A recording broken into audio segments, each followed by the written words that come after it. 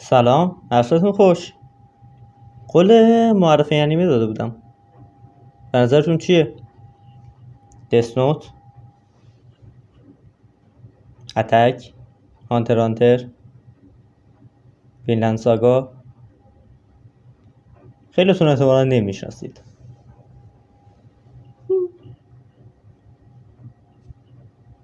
هوسکی نو کنی.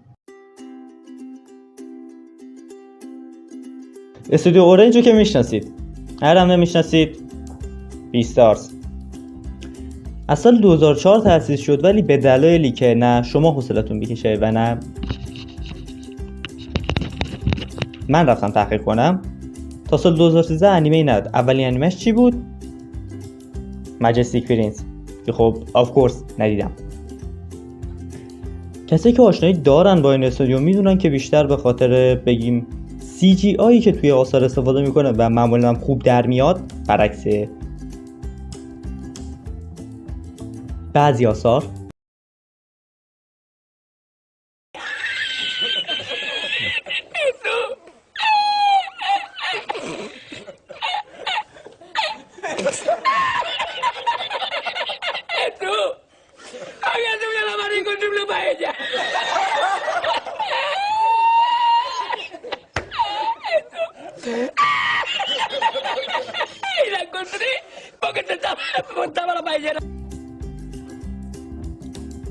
استوری خوبیه و تا الان در کل 23 تا انیمه رو کار کرده. یس. هوسکی نو کنی یه جورایی میشه گفت شروع روند مثبت استودیوی عزیزمون بوده. سال 2017 انیمش منتشر نمیشن، پخش میشن. 2000 years later. در کل از سال 2017 انیمش پخش شده. مانگا از سال 2012 تا همین الان منتشر می شده. مجله افترنون. نویسندش کیه؟ ایچیکاوا هاروکوی عزیزمون. عکس بهتری نداشت، یعنی پیدا نکردم و نداشت.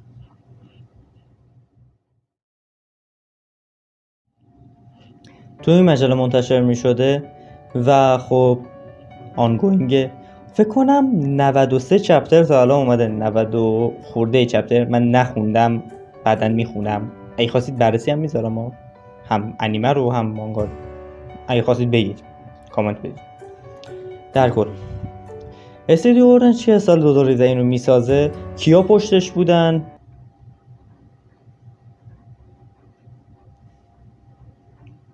اسم کارگردان یادم رفت.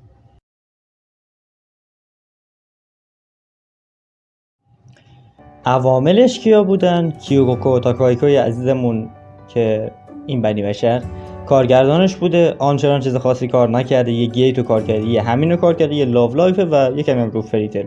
آنچنان کارگردانو بگیم قابلی نیست.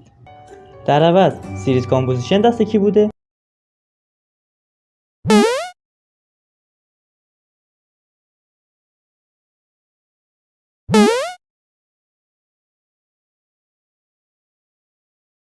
یس، اونوتوشیا. اگه نمیشناسید، یاکسوکو نو نورلند، پرامیس نورلند، ناکجا آبادمون یا هر کوفتی که هست و 86 همینی که یه چند وقت پیش هم تموم شد. به زمانی که من دارم این ویدیو رو ضبط میکنم 2 روز پیشه. نمیدونم وقتی که منتشر میشه چند روز پیشه. هر چند روز بود کنار بیاید. موسیقی دست فوجیساوا یوشیاکی بوده. اگه نمیشناسید که ایسکای فنو احتمالا میشناسن. موشوکو تنسه و نوگمنورا زیرو که میگم موسیقیدان خوبیه، واقعا موسیقیاش قشنگن و من خودم بیشتر از همه با موشوکو تنسه و این هوسکی نو کنی حال کردم. واقعا قشنگ بود. و هوسکی نو کنی انیمه‌ایه، بگیم اثریه که انیمش به شدت به موسیقی وابسته است. خیلی از بخشای انیمه رو شما قرار موسیقی گوش کنید، موسیقی زیاد توشه و تقریبا میتونم بگم همش اوکیه، همش خوبه و قشنگه موسیقیاش.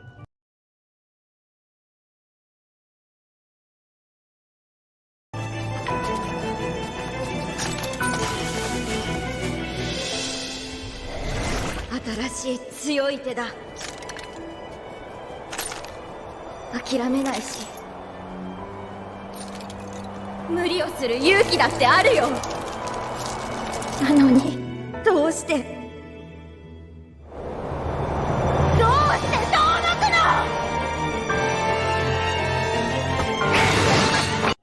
خب جدای از عوامل سازنده داستان در مورد چیه؟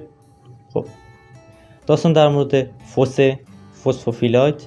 اینا توی یه دنیای زندگی میکنن، بگیم جهانی زندگی میکنن که تقریبا همه زندگی‌های ارگانیک از بین رفتن و اینا یه سری جواهرن که با معلمشون توی یه جزیره بسیار ساکت زندگی میکنن، خیلی هم راحت.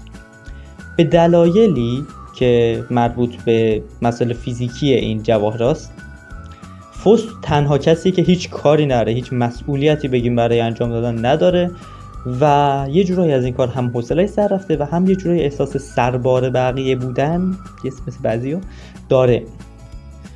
خب حالا میرسیم به این که چرا این عزیز دلمون کاری نداره. اگر شیمی خونده باشید می‌دونید که یک چیزی برای بعضی عناصر وجود داره به نام درجه سختی. درجه سختی این عزیز دلمون فسفوفیلایت خیلی پایینه، 3.5 و یک جورایی میشه گفت اونقدر بدنش ضعیفه که خیلی زود خورد میشه. برای همین 300 سالش کاری نداره. بچه 300 سالشه، کوچیک حساب میشه بین این جمعیت زیبای جواهرات بی‌نهایت با کمالات. تا اینکه بالاخره یه روز سنسei عزیزمون کچل زیبامون دست میگیره بهش یه کاری بده. چی کار؟ دانشنامه بنویسه. اینم که از اون بچه تنبلای まずは第一印象。バッチリ。かわいい。凛々しい。 دیدی دیگه خودشیفته. در کل اینم میمونه که دقیقاً باید تو اون دانشنامه چی بنویسه، چی کشف کنه که اونجا بذاره و خب دیگه جلوتر نمیرم اسپویل نشید. متاسفانه خیلی انیمه آندرریتدیه، مخصوصا توی ایران. تو جامعه بگیم انیمه جهانی هم آندرریتد هست. مانگاش خیلی ریت بالایی داره، خیلی رنک بالایی داره، نمرش خیلی بالاست. حالا نمره ملاک نیست ولی به هر حال مانگای خیلی خوبیه تا جایی که من شنیدم. انیمه‌ش هم انیمه خیلی خوبیه ولی متاسفانه خیلی‌ها ندیدن و نمیشناسن. چرا؟ یکی از دلایلی که خیلی آندرریتد چیه؟ این که انیمه ادامه نداره. مانگا در حال انتشاره، مانگا بگیم ادامه داره ولی انیمه رو هنوز ادامه‌شو نساختن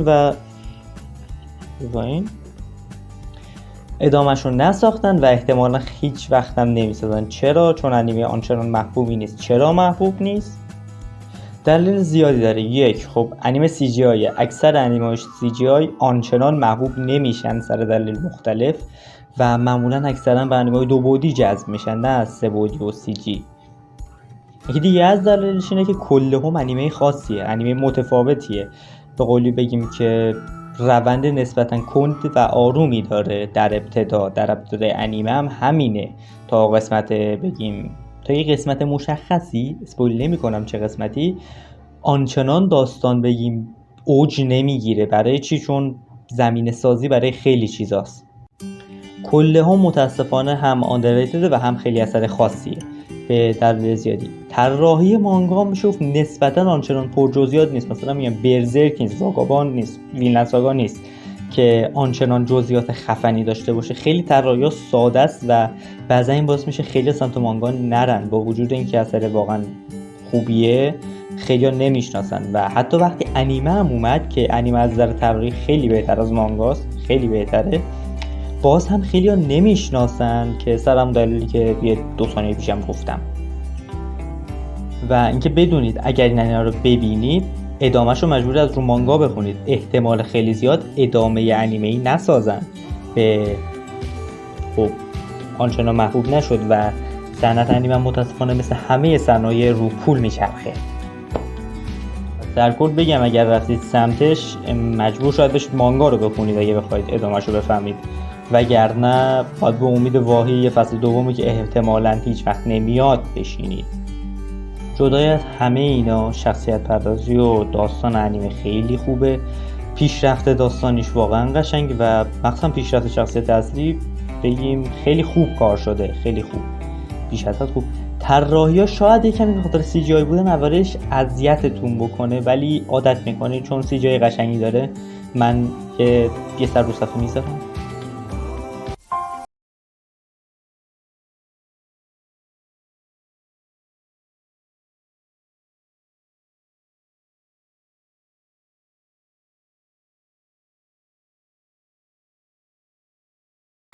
そうだほっいるんだろほっ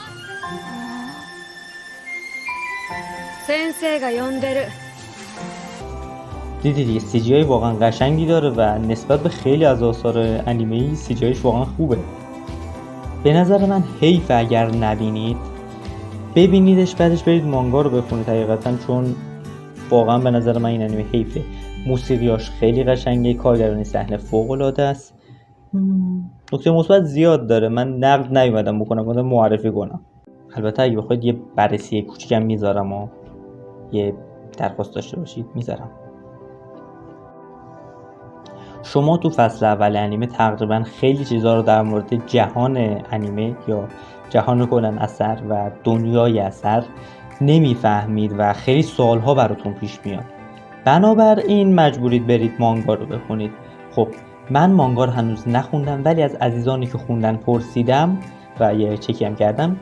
تا الان ظاهرا تا همین چپتر فکر کنم 93 92 این دور و برا که اومده منتشر شده، خیلی از سوالا جواب داده شده و خیلی چیزا معلوم شده. خیلی از سوالاتی که شما بگیم تو طول انیمه داشتید برطرف شده، اما تو مانگا. پس اگر مانگا نمیخونید بهتره مانگا خون بشید، چون واقعا حیف نبینید. خب عزیزان، حقیقتا من یه جای این ویدیو رو خیتی بالا آوردم و باید یه مدتی این پس زمینه و این آواتار بنده رو تحمل کنید. ببینید این اثر یا کلا این انیمه جدایی از تک تک نکات مثبتی که داشته باشه و داره، جوری معنی و مفهوم و به قولی بگیم که هدف داستان رو خوب نشون داده در قالب شخصیت اصلی که شما اگر دقت کنی واقعا لذتش رو خواهی بود. من مثال میزنم، توی انیمه ما یه شخصیتی نمیبینیم که از همون اول یک شخصیت بگیم اوورپاورد اوپی یا غیره باشه، یا از اون شخصیتایی که همینجوری یه خطی و طی میکنن و پیشرفت میکنن و تموم شد رفت. نه، بعضا شما اگر آخرش برسید ممکنه به این فکر کنید که آیا واقعا این تغییری که شخصیت کردن اوکی بود، خوب بود یا نه. اینو کسی که دیده شاید بفهم. اگر نمیفهم من ارجاعش میدم به همون دیالوگای آخر همون قسمت، که آخر قسمت 12 که شخصیت اصلی میگه، با خودش هم میگه. ببینید شخصیت اصلی که شما تو این اثر میبینید، بگیم الان یه بچه‌ایه که هیچ حسی جز حوصله سررفتگی، هیچ حسی جز کسالت و اینکه سربار بقیه است اضافی علنا نداره. این چیزیه که شاید بعضا خیلیا باش مواجهشن توی زندگی خودشونم، و این که بگیم اطرافیانش همه یک کاری انجام میدن ولی خودش تنها کسی که تقریبا بیکاره، تقریبا تنها کسی که بیکاره، یه کمی بگیم از روانی رو مخشه و واقعا اذیتش میکنه، تا اینکه حتی بعد از اینکه کارهای متفاوتی بهش میدن توی همشون تقریبا خیتی بالا میاره و به قولی بگیم که این موضوع تغییر کردنی که اطرافیان دارن سعی میکنن باعثش بشن و یک جوری نشون داده که همین جوری نیست شما راحت تغییر بکنی. تغییر کردن اینقدر راحت نیست. این چیزی که بعضا یه سری اثر هستن که اصلا انگار نه انگار همچین موضوع یا انگار نمیبینن و تغییر کردن اینقدر که خیلی از آثار نشون میدن راحت نیست. بگیم کشک و دوغ نیست، پشم و پشم نیست. کل هومی خیلی روی این مانور میده که شخصیت اصلی احساس میکنه هیچ جایی توی اون جزیره و جامعه‌ای که توش قرار داره نداره، و بگیم تا اینکه شخصیت تغییر کنی 2 قسمت نمیگذره شخصیتمون بگیم بره بالای کوه تمرین کنه بعدش تغییر متحول شد و اینجور چیزا. نه، زمان میذارن برای اینکه ببینیم چی بود چی شد، و همینجوری هم نیست که آخرش اگر تغییر کرد بگیم وای چه خوب که تغییر کرد، چون بعضا شاید تغییر آنچنان مثبتی هم نباشه. کل هم این اثر نه فقط شخصیت اصلی، بعضی از شخصیت دیگر هم نشون میده در این حال که بگیم مقایسه هایی هست و انتظاراتی هست از هر کدوم از شخصیت ها که همشون روی بگیم نقش اول داستان تاثیر میذاره. اینو خیلی خوب نشون داده و من خودم لذت بردم. نمیدونم حالا شما چطورید.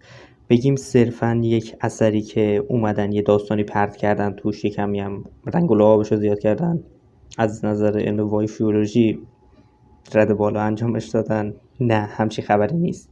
همین بود، بریم ادامه. گندم پاک شد. در کل متاسفانه خیلی انیمه آندرریتدیه. خیلی ها تو ایران حتی نمیدونن این انیمه وجود داره. حالا تو جهان هم هستن ولی تو ایران وضعیت بدتره، خیلی بدتره. حالا جدیدن بهتر شده ولی هنوزم بده. خب ویدیو تمام شد.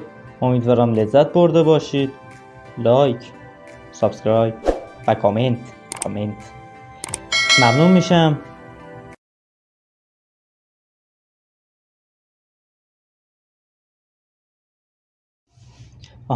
عزیزان اینو یادم رفت بگم.